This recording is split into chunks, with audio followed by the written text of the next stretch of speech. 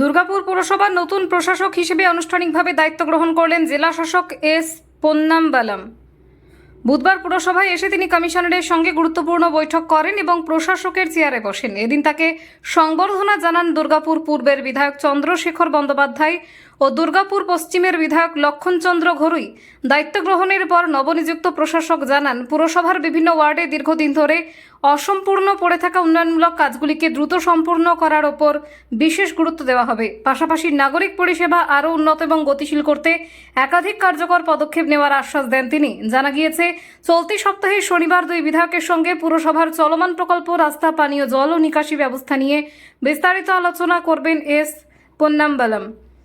তার প্রশাসনিক দায়িত্ব গ্রহণকে কেন্দ্র করে পুরসভা মহলে নতুন উদ্যম ও আশার সঞ্চার হয়েছে। স্যার বলছি, আজ থেকে কি আপনি দায়িত্ব স্যার নতুন অ্যাডমিনিস্ট্রেটর পদে আপনি এলেন। অ্যাডমিনিস্ট্রেটর হিসাবে আমাদের গভর্নমেন্ট থেকে ডিস্ট্রিক্ট ম্যাজিস্ট্রেটকে দায়িত্ব দেওয়া হয়েছে। আমি ওই দায়িত্বটা আজকে নিলাম, অফিসিয়ালি নিলাম। এখানে মাননীয় বিধায়কগণ এখানে উপস্থিত আছেন, আমাদের 277 এবং 276, আমাদেরকে ধন্যবাদ আজকে এসেছেন। আর কমিশনার আছেন। আমরা শনিবার দিন আমরা একটা মিটিং করছি, কি কি এখানে পেন্ডিং ইস্যুস আছে ওটা নিয়ে।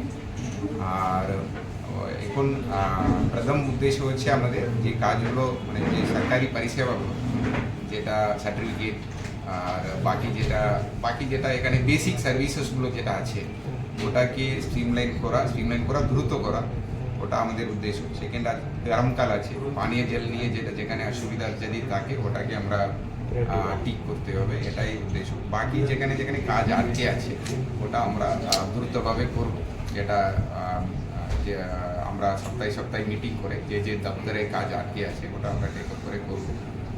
আপনাদের সকলের কোঅপারেশন চাইছি। ধন্যবাদ।